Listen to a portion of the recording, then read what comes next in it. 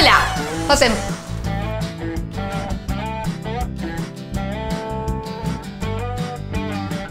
Hola, soy Alma del Universo. Soy astróloga y fotógrafa y los invito a ver mi biblioteca compartida que tengo.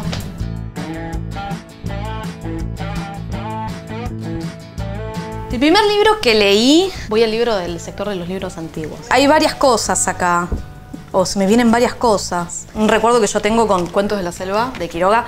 Por favor, noten el estado de estos libros, porque ante todo canceriana, poder guardar y reservar las raíces de la familia. Tengo la memoria tengo el recuerdo de que mi papá nos lo leía en una casa en la que vivía en Alberdi, y lo primero que se me viene es como el olor de la casa. Pero también está cuentos que cuentan los guaraníes, que yo me quedaba mucho en las imágenes.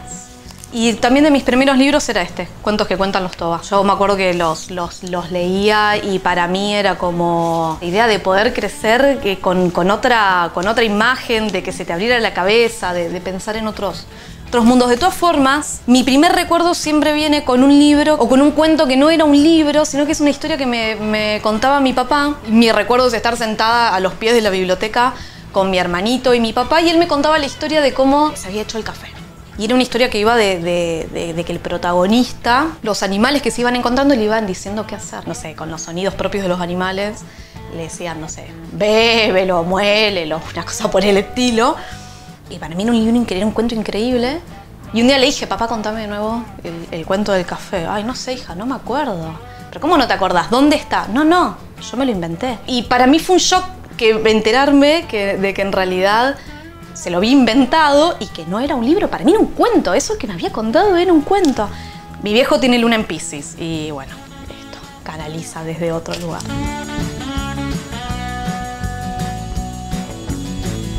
Bueno, voy a caer quizás en un lugar fácil, Rayuela. También es de mi papá este libro. Papá, perdón, te saqué todos los libros. O sea, no por el libro en sí, sino lo que me pasó con el libro. Este libro se lo regalaron a mi papá, de hecho tiene como una dedicatoria acá, es del 93. Pero un día lo tomo y leo. Encontraría a la maga, tantas veces me había bastado asomarme.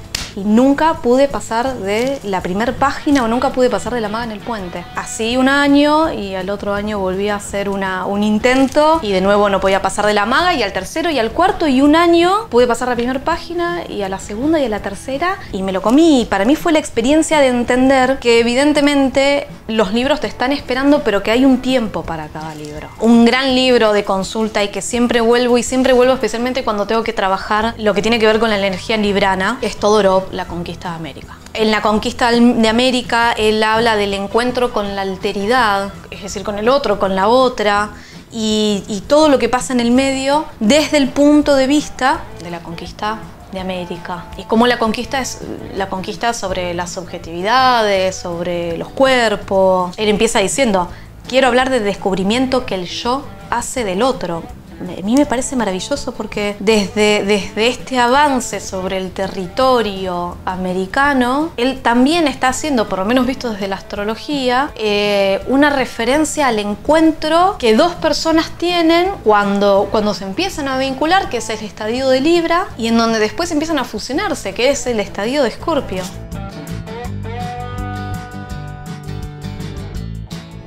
No sé si decir que es un género favorito, pero por mi paso por ciencia política, evidentemente me atrae mucho todo lo que es sociología, antropología, análisis político, etc. No soy una persona que quizás esté muy volcada a... Pero, por ejemplo, ahora estoy leyendo Unos de David Rosenberg, El núcleo literario de la Cábala, que es un libro que me sorprendió muchísimo. Me sorprendió para bien. De la Cábala, habla del Zohar, habla de cómo estos textos sagrados se interpretan desde un lugar de intensidad cósmica y sexual. Él de hecho hay una frase que me encantó y que dice: sin embargo, la Cábala revela que el sexo es mesiánico, orientado al futuro, y que se trata de un anhelo de unidad y del cuerpo de la madre. Él habla de la Cábala como este texto en donde permanentemente a uno se le acerca la posibilidad de lo sexual como unión con algo muchísimo más divino. Bueno, de hecho la bajada es Los sueños sobre ser devorado vivo o viva. Y el otro que estoy leyendo es La muerte voluntaria en Japón, de Maurice Pinget. Es un libro que es en gran parte sobre estadísticas del suicidio, pero tiene un concepto, ya en las primeras páginas entra con un concepto que tiene que ver con la muerte como un acto de emancipación, en donde vos, un Estado, patrón sobre el obrero, hombre o lo que sea, podés poseer absolutamente todo de mí excepto mi voluntad sobre mi muerte.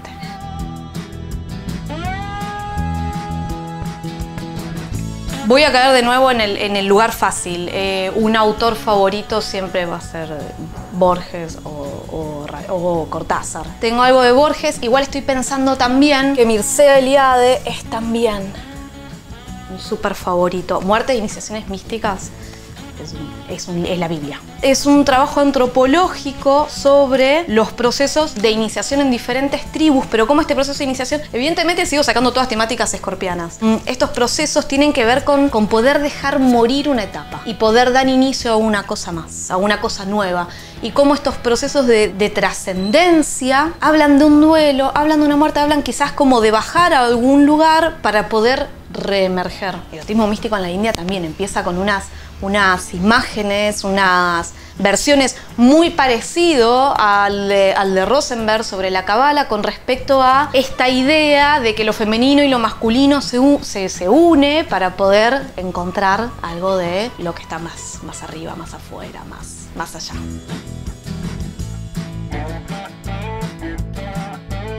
Si tuviera que explicar la astrología, pensaría en que es un sistema de recorte de la realidad que a mí me permite ordenar la experiencia. La astrología hace referencia permanentemente o nos hace volver al tiempo. La astrología en realidad no trabaja con los planetas, la astrología en realidad trabaja con puntos temporales. No estamos trabajando con la influencia saturnina, la influencia neptuniana o lo que sea. Estamos trabajando con ese instante en el cual nosotros nacimos. Y ese instante en el cual nosotros nacimos guarda, como si fuera una semilla que se va desenvolviendo, todos los procesos que nosotros vamos a experimentar el resto de la vida. La astrología es el estudio de toda la potencia que hay en eso que es una semilla temporal.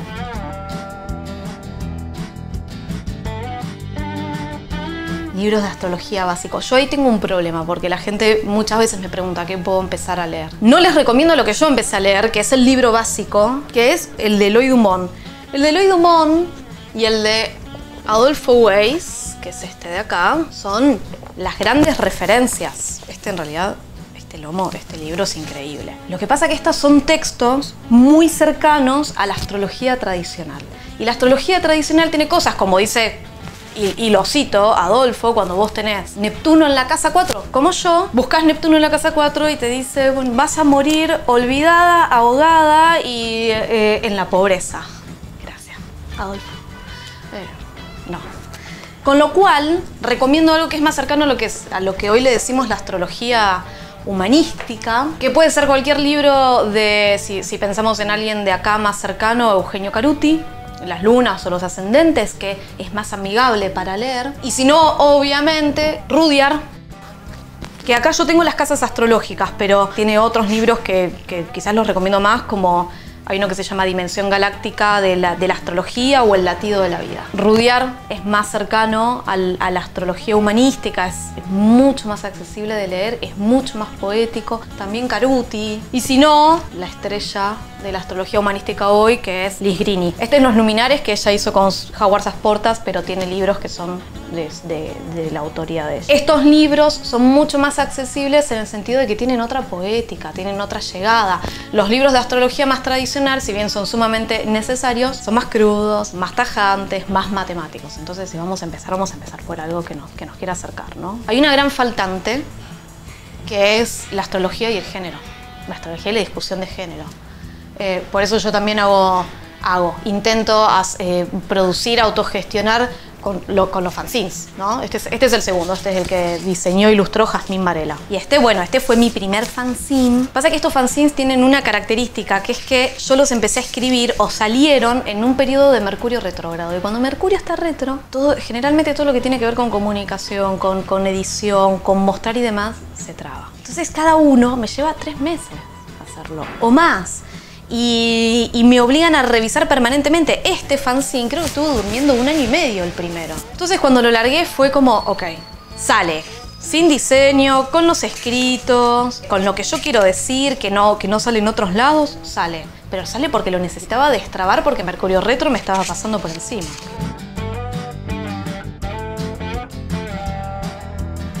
Mi primer contacto con un fanzine fue por Laura Contreras, la que escribió Cuerpo sin Patrones, que es un libro dedicado. Laura y Nicolás, que escribieron Cuerpo sin Patrones, un libro que hoy es bibliografía básica del feminismo. Y en ese momento, esa vez, me alcanzó también, o antes, no importa, no me acuerdo, un fanzine que ella había hecho que era el Gorda Cine. Era el fanzine a través del cual ella generaba activismo gordo. Y me pareció increíble con respecto a los fanzines esta idea de que sea algo alternativo, que se escape, que se corra de los lugares comunes de edición y de distribución.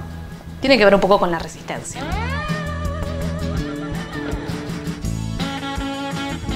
Es una joya moderna. No es una joya antigua. Que Silvia Federici, Calibani y la Bruja, también quizás caigo en un lugar común. Todos mis libros están todos marcados, porque como esto, Buena Luna en Géminis, necesito ir marcando un montón de cosas. El que más que también es una joya, y habla mucho de cómo soy yo, Idrisha y los sufis, todas las etiquetas posibles. Calibani y la Bruja es quizás junto con Cuerpo sin Patrones, literatura básica del feminismo. Calibani y la Bruja, una ligazón entre la historia del cuerpo de las mujeres, la historia de las mujeres y el proceso del capitalismo, desde el feudalismo en adelante. Y cómo la persecución de las brujas tiene muchísimo que ver con este intento permanente de estar subordinando, pisando, negando todo aquello que tiene que ver con lo femenino, porque no hay nada más independiente o no hay nada más sabio que una bruja. Idrisha, los sufis, ya es... Y es un permanente hacer un repaso por el lenguaje sufi. Los sufis, bueno, van apareciendo estas cosas, ¿no? Notas de cosas que se ve que en ese momento me llamaron la atención. Y hace permanentemente un repaso por la filosofía sufi, que está íntimamente ligada al Islam. Este libro es de estos que vos escarbás o que sentís que los estás leyendo y te das cuenta de que probablemente ni siquiera te alcance la vida para entender qué es lo que te está diciendo, que es tan profunda.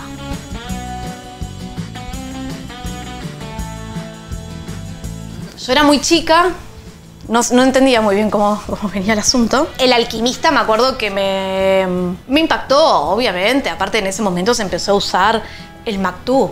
El Maktub era Maktub y a vos te parecía que tenías una profundidad de pensamiento que era increíble cuando decías Maktub y en realidad, bueno, era el Alquimista. Y hay una anécdota muy clara que fue que mi profesora de literatura del secundario, cuando se enteró que todas estábamos leyendo el Alquimista, nos dijo, no, Paulo Coelho. No me acuerdo, seguramente es irreproducible lo que dijo, pero a mí me partió el corazón y dije, esta mujer no sabe de lo que está hablando. Y a medida que pasó el tiempo y yo me seguía comprando los libros, porque era fanática y me parecía que era muy inteligente cuando los leía, llegué al Manual del Guerrero de la Luz y yo dije, me parece que este hombre me está robando. Dije, bueno, me parece que mi profesora de literatura evidentemente tenía razón.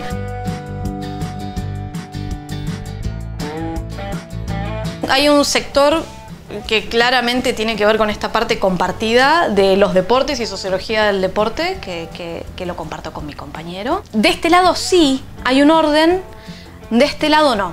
Porque si bien muchas veces he intentado mantener un orden con los libros, después evidentemente toda mi energía geminiana hace que todo se desarme, se mezcle, y el mezclar también me ha permitido poder vincular libros que en otro momento no lo hubieran vinculado, porque de golpe, no sé, están juntos Jung y el tarot de Sally Nichols, que es un gran libro también, con Miedo y Osadía de Freire y yo. Y de golpe resulta que el loco tenía mucho que ver con el arquetipo de lo que Paulo estaba proponiendo, de la historia que Paulo estaba proponiendo y el alejamiento de la escuela normal y el nuevo inicio de un camino.